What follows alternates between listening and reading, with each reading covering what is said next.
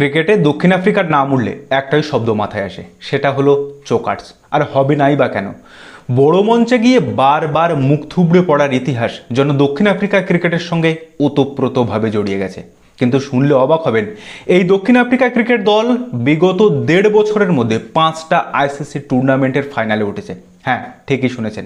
পুরুষদের টি-20 বিশ্বকাপ ফাইনাল, মহিলাদের টি-20 বিশ্বকাপ ফাইনাল, আন্ডার-19 বিশ্বকাপ ফাইনাল, ডব্লিউটিসি ফাইনাল এবং এবার মহিলাদের ওডিআই বিশ্বকাপের ফাইনাল। তো এই দক্ষিণ আফ্রিকা দল 2025-এর মহিলা বিশ্বকাপের প্রথম ম্যাচে ইংল্যান্ডের কাছে মাত্র 69 রানে অল আউট হয়ে যায় এবং ওই ম্যাচটা ইংল্যান্ড 10 উইকেটে জিতে নেয়। আর আজকে সেমিফাইনালে সেই ইংল্যান্ডকে 125 রানের ব্যবধানে হারিয়ে প্রথম দল হিসেবে দক্ষিণ আফ্রিকা মহিলা বিশ্বকাপের ফাইনালে পৌঁছে গেল।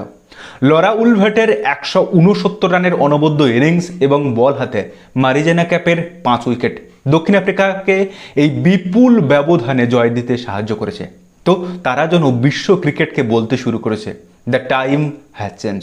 সেই খারাপ সময়টা আমরা কাটিয়ে উঠেছি। এখন কি সত্যি এই 2025-এর মহিলা বিশ্বকাপে দিস টাইম ফর আফ্রিকা এই গানটাই কি আবার সত্যি হয়ে উঠবে? আপনার কি মনে হয়? অবশ্যই কমেন্ট বক্সে আপনার মন্তব্য ও মতামত জানাবেন।